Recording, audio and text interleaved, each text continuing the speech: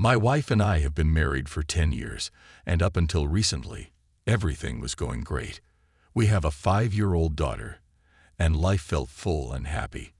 But what I'm about to share, a story of betrayal, is something I never imagined could happen to me. It's strange, almost surreal, but it's real. It all began on our daughter Camila's 5th birthday. My wife and I wanted to throw her an unforgettable celebration. We thought, why not go all out? After all, she's our only child, and we wanted her to be over the moon with happiness. Living in a spacious house with a decent-sized yard gave us plenty of room to host a big party. We decided to hire an entertainment team through an agency to keep the kids entertained. They brought in popular cartoon characters, a clown, and other performers. The day was magical. We invited loads of family, friends, and even the neighborhood kids. The performers did a fantastic job, and the children had the time of their lives. As for Camila, she was absolutely glowing with joy. Seeing her that happy made everything worthwhile. With so many guests around, my wife and I barely got a chance to sit down. We were constantly mingling, making sure everyone felt welcome. The entertainers arrived early, which gave us a chance to iron out a few last-minute details. They showed up already in makeup, but not yet in costume. I handled most of the logistical stuff when they first arrived, but during the party itself, my wife, Layla, ended up interacting with them more. Once the chaos of the party died down, life returned to its usual rhythm. The memory of Camila's birthday was still fresh, but we were back to our daily grind. The real turning point came a couple of weeks later. I had some work documents that needed urgent attention, so I brought them home to review in the evening. The next morning, I overslept and had to rush out the door. In my haste, I grabbed the wrong folder and didn't realize my mistake until a few hours into my workday.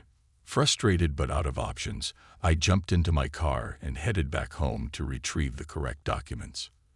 And that's where everything started to unravel. When I pulled into the driveway, I noticed Layla's car parked in the yard. That didn't strike me as odd. She wasn't scheduled to leave for work until after lunch. The house, however, was unusually quiet, and Layla didn't come out to greet me, which felt a little off. Shrugging it off, I quickly headed inside, straight to the small table near the sofa where I'd left my work documents. As I rifled through the folders, I caught a glimpse of Layla descending the stairs out of the corner of my eye. "Did something happen?" she asked, her voice tight.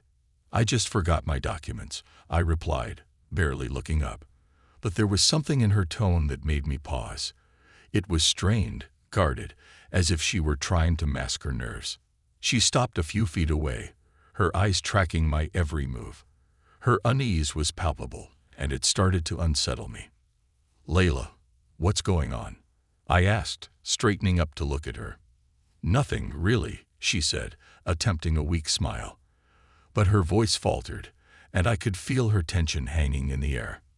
Pushing aside my growing suspicion, I focused back on my documents.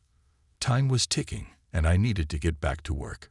Grabbing the folder I'd come for, I turned to leave, calling out, "All right, I'm off. See you tonight." And then I froze. There, on the couch, sat a man's bag, a leather satchel I didn't recognize. A flood of emotions surged through me: confusion, anger, disbelief. I picked up the bag and turned to face Layla. She stood rooted to the spot, silent and pale. Lowering the bag, I felt a sudden urgency to uncover the truth. Without a word, I dashed up the stairs, taking them 2 at a time. When I reached the bedroom, it was empty. But as I flung open the closet door, I came face to face with a half-dressed man. For a moment, rage boiled over, and I was ready to drag him down the stairs. But then I froze, recognition dawning. His face was familiar, too familiar. "You're the clown from the agency," I said, my voice trembling with shock. "You performed at my daughter's birthday party." And it really was him. The absurdity of the situation hit me like a ton of bricks. I couldn't believe it. Without much resistance, I threw him out of the house. But the real confrontation was yet to come. Layla and I had a long, painful conversation. She admitted she'd been drawn to him during a party, had taken his business card herself, and later reached out. From there, things had spiraled between them. I couldn't forgive her. Betrayal of this magnitude felt insurmountable. We divorced not long after. What else could I do? How do you rebuild trust when it's been shattered so completely? Looking back, it's still hard to comprehend. My wife, a woman I'd built a life and family with, chose to cheat with the clown who entertained our child on her birthday. If nothing else, it's proof that some people just don't value a loving spouse and a strong family.